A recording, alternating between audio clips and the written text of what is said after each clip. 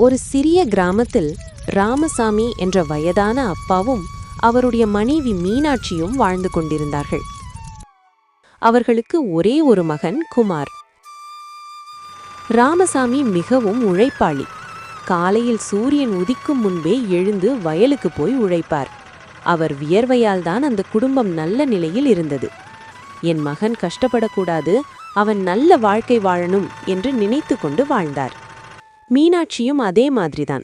மகனுக்கு நல்ல சாப்பாடு செய்து கொடுத்து அவனை அன்போடு வளர்த்தாள். குமார் படித்து முடித்தான். பிறகு ராமசாமி மகனுக்கு ஒரு நல்ல பெண்ணை பார்த்து திருமணம் செய்து வைத்தார். அந்த பெண்ணின் பெயர் லதா. திருமணத்தின் ஆரம்பத்தில் எல்லாம் நல்லா இருந்தது. வீட்டில் சிரிப்பு, சந்தோஷம், ஒற்றுமை. மருமகள் லதாவும் ஆரம்பத்தில் அப்பா, அம்மா என்று அழைத்து பேசுவாள். அதை பார்த்து ராமசாமி, மீனாட்சி இருவரும் மிகவும் மகிழ்ச்சியாக இருந்தார்கள். ஒரு நாள் ராமசாமி வயலிலிருந்து வீடு வந்தார். அவருடைய முகத்தில் ஒரு சோர்வு. அதை பார்த்த மீனாட்சி தன் கணவரிடம் கேட்டாள், என்னங்க, உடம்பு சரியில்லையா? மீனாட்சி, எனக்கு இப்போ வயசாகிடுச்சு, முன்ன மாதிரி வேலை செய்ய முடியல என்று மெதுவாக சொன்னார். நீங்க ஏங்க இன்னும் கஷ்டப்படுறீங்க? இப்பதான் நம்ம பையன் குமார் நல்ல வேலை செய்யறான், கை நிறைய சம்பாதிக்கிறான். நீங்க எதுக்கு வயலில் போய் கஷ்டப்படுறீங்க? இனி போகாதீங்க, ரெஸ்ட் எடுங்க. மீனாட்சி, நீ சொல்றது சரிதான். முன்ன மாதிரி உடம்பு ஒத்துழைக்க மாட்டேங்குது. இப்ப நமக்கு எந்த பிரச்சனையும் இல்ல. நம்ம ரொம்ப சந்தோஷமா தான் இருக்கோம். நம்ம மருமகளும் நம்மள நல்லா பாத்துக்கிறா. நம்மிடம் இருக்கும் நிலம், வீடு எல்லாம் இப்போவே குமார் பெயரில் எழுதி வைத்துட்டோம்னா நல்லது. நாம் உயிரோடு இருக்கும்போது அவன் சந்தோஷமா வாழ்றத பார்க்கலாம். சரிங்க, உங்க விருப்பம் போலவே பண்ணிடலாம். அடுத்த சில நாட்களில் ராமசாமி ஒரு முக்கியமான முடிவெடுத்தார். அவருடைய வாழ்க்கை முழுவதும் உழைத்து சேர்த்த வீடு, நிலம், சொத்து அனைத்தையும் மகன் குமார் பெயரில் எழுதிவிட்டார். மாலை வேரம் அவர் குமாரை அருகில் அழைத்தார். குமார், இந்த வீடும் நிலமும் எல்லாம் இப்போ உன் பெயரில் எழுதி வைத்துட்டேன்பா என்று சொன்னார். அதை கேட்ட குமார் சற்று அதிர்ச்சியடைந்து, எதுக்குப்பா இவ்ளோ அவசரம்? ராமசாமி ஒரு சின்ன புன்னகையுடன், இல்லப்பா, முன்ன மாதிரி இல்ல. உடம்பு இப்போ ஒத்துழைக்க மாட்டேங்குது. நான் இருக்கும்போதே என் சொத்துக்களை உன்கிட்ட ஒப்படைச்சிட்டா என் மனசுக்கு ஒரு நிம்மதி இருக்கும். அதனால்தான் இப்படி செய்தேன். அதை பார்த்து கொண்டிருந்த லதா கூட, மாமா, இவ்வளவு அவசரமா சொத்தெல்லாம் எழுத வேண்டிய அவசியம் என்ன? எதுக்கு மாமா இவ்வளவு அவசரம் என்று கேட்டாள். ராமசாமி மெதுவாக சிரித்து, என் மகனுக்குத்தானே நான் எழுதி கொடுக்கிறேன்.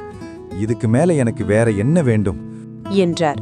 அவர் மனதில் ஒரு பெரிய சாந்தி. இனி நாம அமைதியா வாழலாம், நம்ம மகன் நம்மை நன்றாக பார்த்துக்குவான் என்று நம்பிக்கையோடு நினைத்தார். ஆனால் நாட்கள் கடந்து செல்ல செல்ல அந்த வீட்டின் சூழ்நிலை மெதுவாக மாற ஆரம்பித்தது. லதாவின் மனதில் ஒரு புதிய எண்ணம் உருவானது.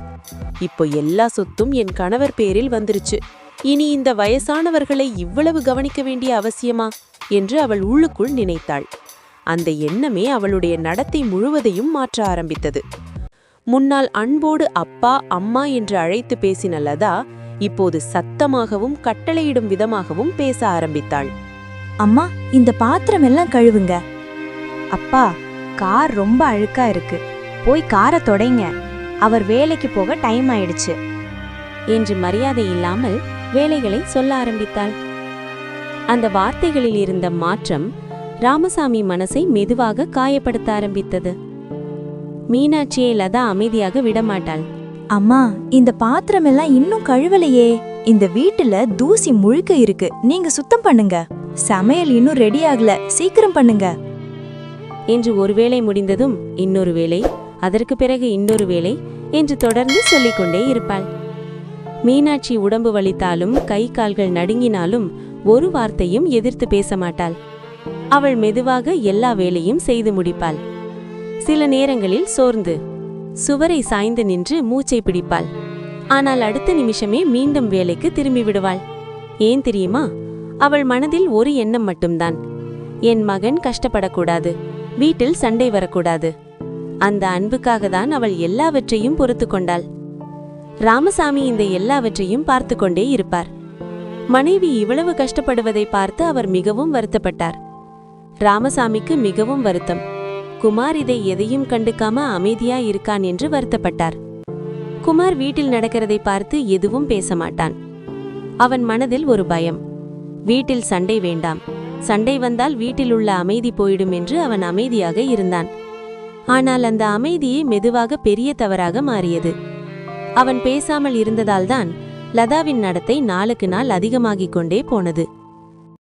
ராமசாமி ஒரு நாள் தன் மனைவியிடம் சொன்னார். மீனாட்சி, நான் ரொம்ப பெரிய தப்பு பண்ணிட்டேன்.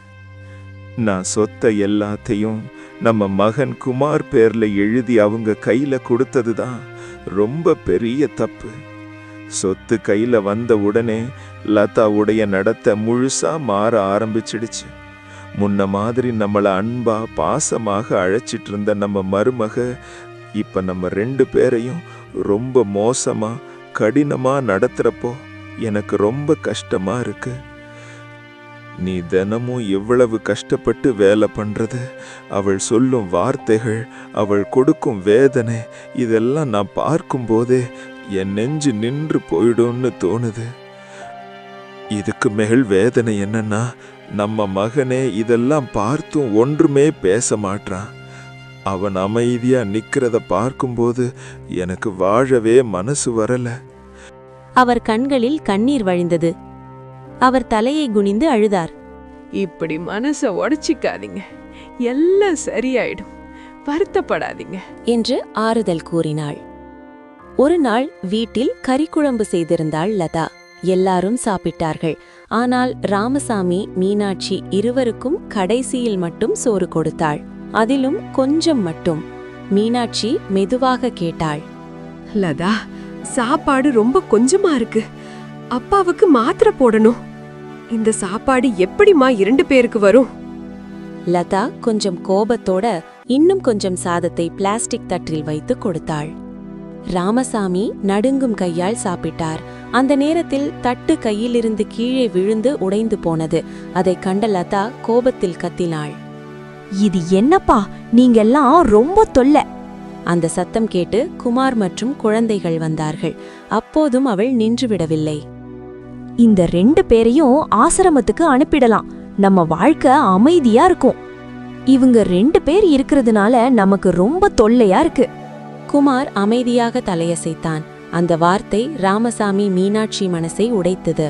இதையெல்லாம் பார்த்து கொண்டிருந்த பிள்ளைகள் அருண் மற்றும் அனு மிகவும் வருத்தப்பட்டார்கள். அவர்களுக்கு தாத்தா பாட்டி மிகவும் பிடிக்கும். அவர்கள் இருவரும் மனதில் நினைத்தார்கள், நம்ம அப்பா அம்மாவுக்கு ஒரு பாடம் கற்றுத்தரணும் அப்படின்னு. மறுநாள் குடும்பம் முழுவதும் வெளியே சென்றிருந்தார்கள். சில பொருட்கள் வாங்க ஒரு கடைக்குள் நுழைந்தார்கள். அந்த நேரத்தில் அருணின் கவனம் ஒரு பொருளில் நின்றது. அது 2 ஸ்டீல் பிளேட்டுகள். அவன் அவற்றை எடுத்து பார்த்தான். அவனுடைய முகத்தில் ஒரு சின்ன யோசனை.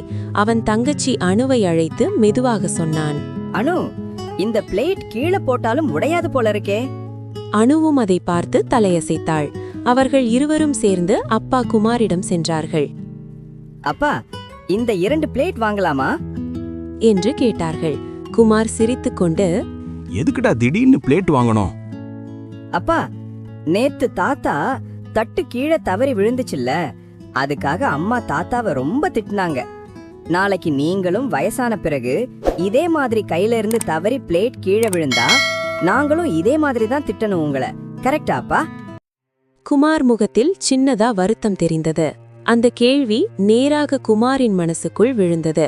அருண் மீண்டும் பேசினான். அதனாலதான் அப்பா, நீங்க கீழே போட்டாலும் உடையாத பிளேட் வாங்கிக்கலான்னு நினைச்சோம். அவன் சொல்லிக்கொண்டே இருந்தான். ஆனா ஒவ்வொரு வார்த்தையும் ஒரு பெரிய பாடமாக மாறிக்கொண்டிருந்தது. அப்பா, அம்மா, நீங்க 2 பேரும் எங்களை எவ்வளவு பாசமா பாத்துக்கிறீங்க, அன்பா இருக்கீங்க. அதே மாதிரி தான் அப்பா, நீங்க சின்ன பிள்ளையா இருக்கிறப்போ தாத்தாவும் பாட்டியும் உங்களை இதே மாதிரி பாசமா பாத்துக்கிட்டாங்க. ஆனா இப்ப நீங்க பெரியவங்களா ஆன பிறகு தாத்தா பாட்டிய நீங்க சரியா பாத்துக்க மாட்டீங்க. அது தப்புதானே அப்பா? இதே மாதிரி நானும் தங்கச்சியும் பெருசான பிறகு உங்களை இதே மாதிரி நடத்தினா உங்களுக்கு எப்படி இருக்கும்? குமாரும் லதாவும் தலை குனிந்தாங்க. வெட்கம், வருத்தம் எல்லாமே கலந்து நின்றது. குமார் சொல்கிறான், நான் எவ்வளோ பெரிய தப்பு பண்ணிட்டேன். என்னை எங்கள் அப்பா அம்மா எவ்வளோ பாசமாக பார்த்துக்கிட்டாங்க. ஆனால் நான் இப்போது கல்யாணம் ஆன பிறகு என்னுடைய மனைவி, என்னுடைய பிள்ளைகள் இதுதான் என் குடும்பம்னு நினச்சி எங்கள் அப்பா அம்மாவை ஒதுக்கிட்டேன். நான் ரொம்ப பெரிய தப்பு பண்ணிட்டேன். நான் எவ்வளோ கொடுமை செய்தேன். அவங்க என்கிட்ட எவ்வளோ அன்பா இருந்தாங்க. ஆனா நான் அவங்கள ரொம்ப கஷ்டப்படுத்திட்டேன். இருவரும் மிகவும் வருந்தினர். வீட்டுக்கு வந்ததும் குமார், லதா இருவரும் ராமசாமி, மீனாட்சி முன்னால் மன்னிப்பு கேட்டார்கள். அப்பா அம்மா, எங்களை மன்னிச்சிடுங்க. நாங்கள் ரொம்ப பெரிய தப்பு பண்ணிட்டோம். லதா அழுது கொண்டு சொன்னால், மாமா, அத்தை, என்னை மன்னிச்சிடுங்க. நான் உங்களை ரொம்ப கஷ்டப்படுத்திட்டேன். மாமா, அத்தை, இனிமே நீங்க என் அப்பா அம்மா மாதிரி. நான் உங்களை நல்லா பாத்துக்கிறேன். இனி இது மாதிரி தப்பு நான் செய்ய மாட்டேன். என்னை நீங்க 2 பேரும் மன்னிச்சிடுங்க. பிள்ளைகள் சில நேரங்களில் தவறு செய்வது சாதாரணம்தான். அதற்காக இவன் என் பிள்ளை இல்ல, நீ என் மருமக இல்லைன்னு சொல்ல முடியுமா? இப்ப நீங்க செய்தது தவறுதான்.